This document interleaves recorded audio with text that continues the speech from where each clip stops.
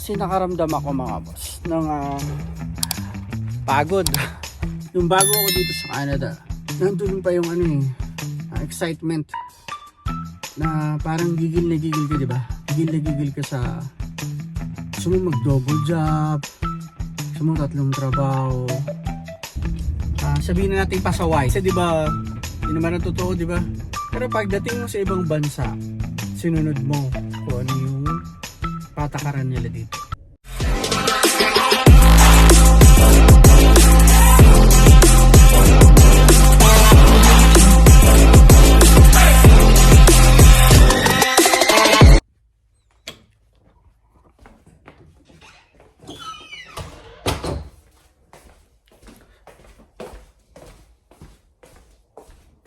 Kamusta mga boss? Spats lang ako.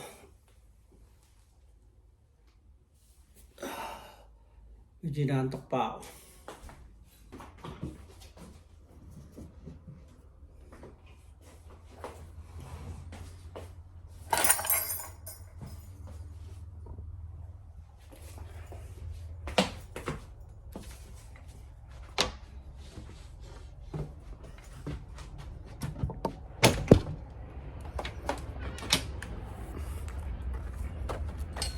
Yung mga nakalipas na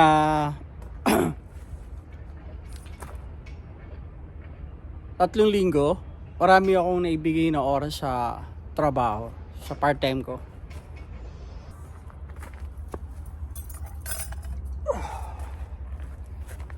Kasi nakaramdam ako mga boss ng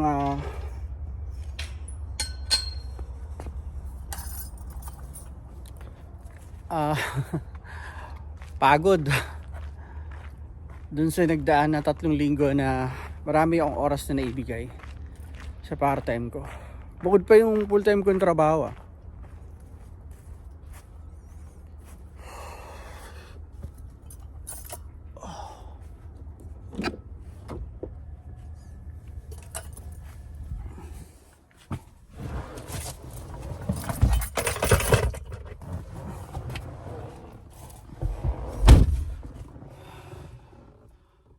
Alam niyo, yung bago ako dito sa Canada, way back 2018, nandun pa yung excitement na parang gigil na gigil ka, diba? Gigil na gigil ka sa gusto mo mag-double job, gusto mo 3 trabaho, gusto mong kumita agad ng malaking pera. Since 2018, nagsimula na ako mag-double job, 3 trabaho. Until now, ganun pa rin yung routine ko.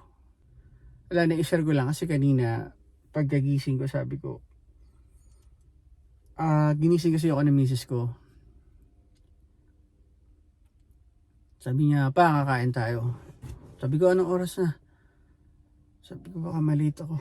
Sabi niya, wala kang part-time. Diba hindi ka nagbigay? Sabi ko, oo nga pala.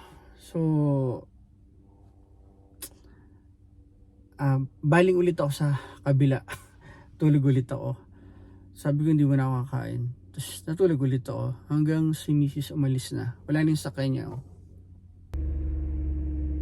Kasi pag dito ka sa Canada, isipin mo, magtrabaho, kumita ng pera. Kasi gusto mong makaipon, gusto mong makabili ng ganito sa Pilipinas, or gusto mong mag-invest dito. So, gusto mo kumita.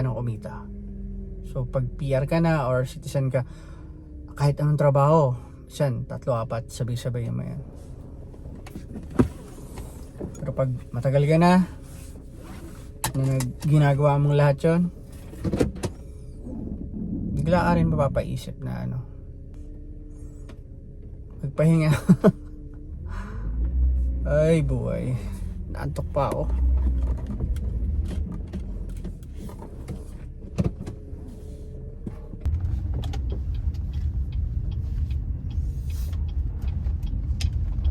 Di pa rin ako nakabili ng windshield, pasensya na kayo, medyo madumi pa rin talaga.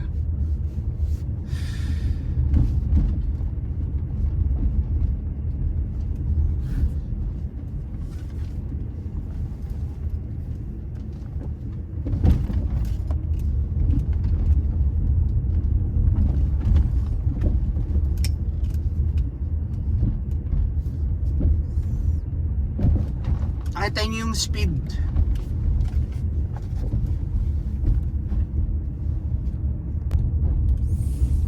Nakita niyo yung speed, di ba? 30 lang. Napansin ko, no? At napansin din ng iba nating kababayan dito, yung mga kaibigan natin. Minsan na pagkukwentuhan yung sa Pilipinas ba? Sabihin na nating pasaway. Kasi 'di ba, di naman ang totoo, 'di ba? Ako okay lang. Hindi ko naman itatago. Na pag sa Pilipinas tayo, medyo pasaway tayo, 'di ba? Lalo na sa pagdating sa pagdadrive. Ako, aminado ako dyan. Talagang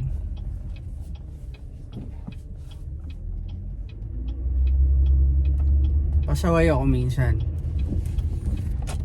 Hindi natin sinusunod yung yung tamang pagdadrive. Na pagdating sa ibang bansa, sumusunod tayo. Dinanapun ako rin eh. At napunad din ng iba nating kaibigan dito. Sinare din nila na Pilipinas, ganun, hindi sila nagdadrive ng naka-seatbelt or hindi sila nagmumotor ng naka-helmet. Kumuha sila ng lisensya na gumamit ng fixer. Yun naman ang totoo, di ba? Tapos nagparehistro ka ng sasakyan mo na hindi ikaw ang nagparehistro, gumamit ka rin ng fixer. At kumuha ka ng lisensya na hindi ka nag-exam, hindi ka nag-road test, gumamit ka ng fixer. Pero pagdating mo sa ibang bansa, pinag-aralan mo lahat, sinunod mo kung ano yung patakaran nila dito, tulad ng pagkuha ng lisensya. At pagdating naman sa pagdadrive sa kalsada, sinusunod mo yung rules nila dito, di ba? Kasi natatakot ka na mahuli ka, natatakot ka na magbayad ka. So nandun yung takot kapag nasa ibang bansa ka na. Yung alam mo naman talaga na mali sa Pilipinas dati na nagagawa mo or hindi mo sinasadya o talagang ginawa mo, pagdating mo ng ibang bansa, alam mo na hindi mo gagawin yon kasi mali nga yung ginawa mo sa Pilipinas. So isa rin yun sa napun ako dito. At ang aking mga kaibigan na nandito, pag nagkukwentuhan kami minsan, siyempre naaalala natin yung Pilipinas, diba? Pag nagdadrive ka, ganyan, ganun. Pagdating dito, hindi pwede yun. Yung speed limit. Sa totoo lang sa atin sa Pilipinas, ang stop sign, hindi naman sa lahat nakikita mo na may stop sign eh. Di ba? Tulad dun sa amin, sa probinsya namin, wala naman bawat kanto nakalagay na stop eh. So, para sa akin, nung dumating ako dito, masyado sila ditong strictos pagdating sa sa pagdadrive, which is tama. Kahit ako, sang-ayon talaga ako doon.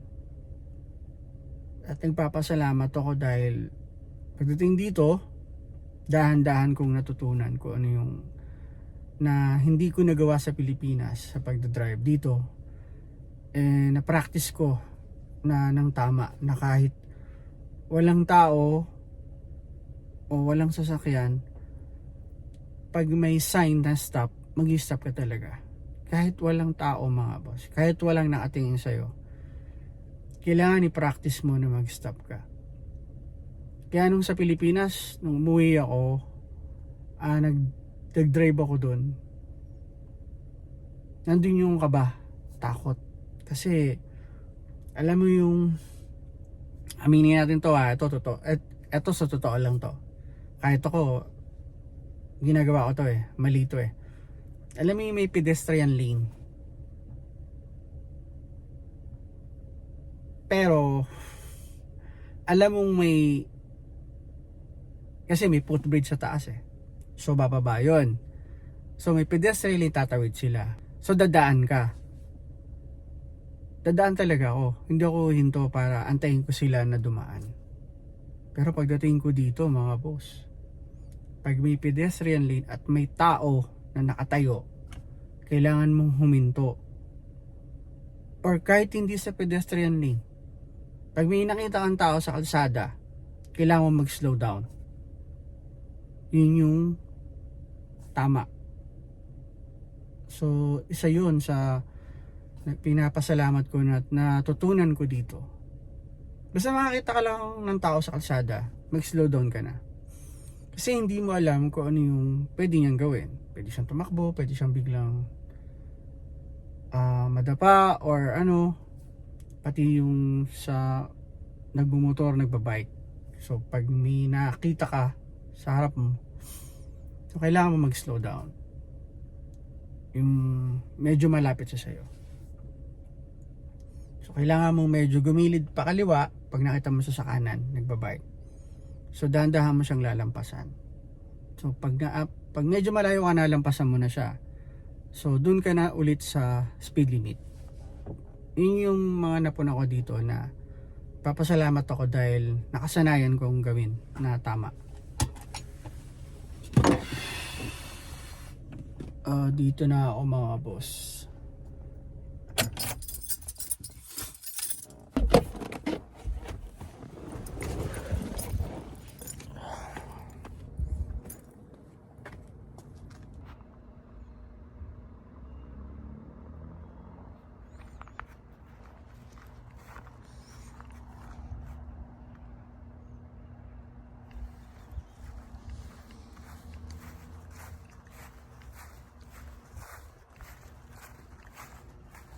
Uwi na tayo mga boss. Excuse me.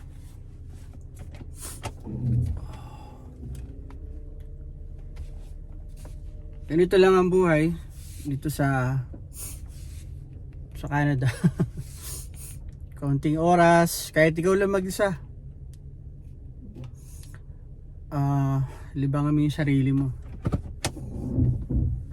Papapawis ka, mag-jogging ka, o anumang hilig mong sports, gawin mo na tuwing summer. Hanggang fall, okay pa yan. Kasi mas mahaba yung winter kaysa summer. So pag winter, okay lang maglaan ka ng medyo maraming oras sa part-time mo. Pero pagdating ng summer, magbawas ka ng konti para mas marami activities pag summer mga boss.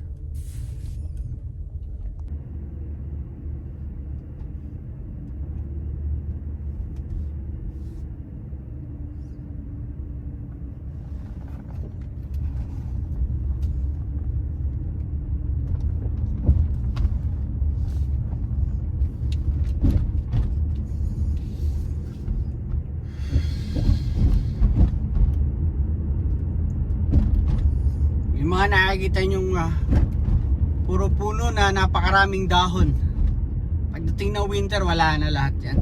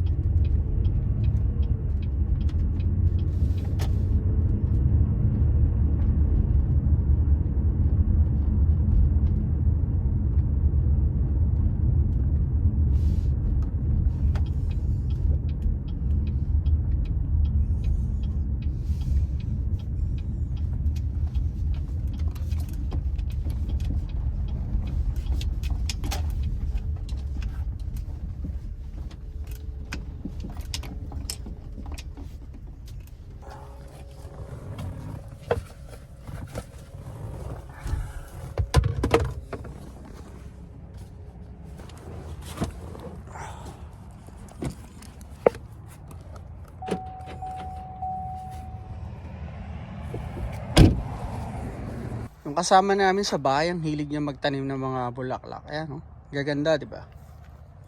Sa loob, oh. Pasok tayo sa loob mamaya. Pakita ko muna sa inyo sa labas yung mga bulaklak. Dito sa may harapan namin. Ayan, oh.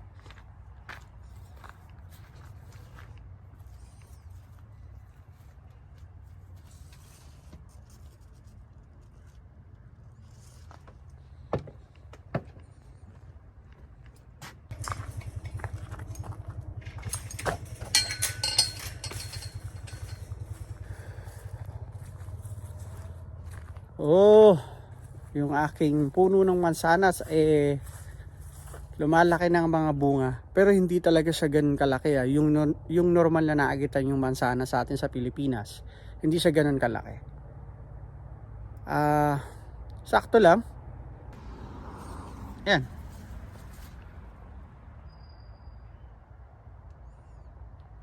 Eto, kaunti na lang, yun na yung laki niya.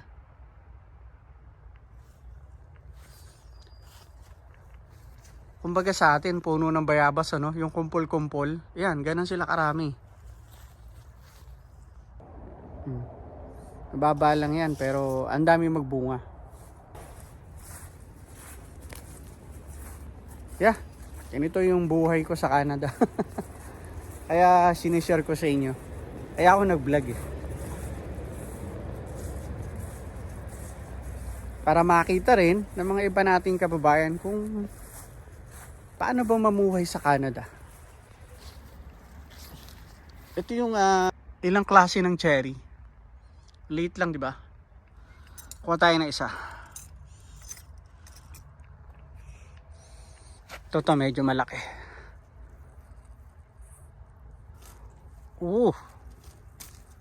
Ayan, oh. Ito na.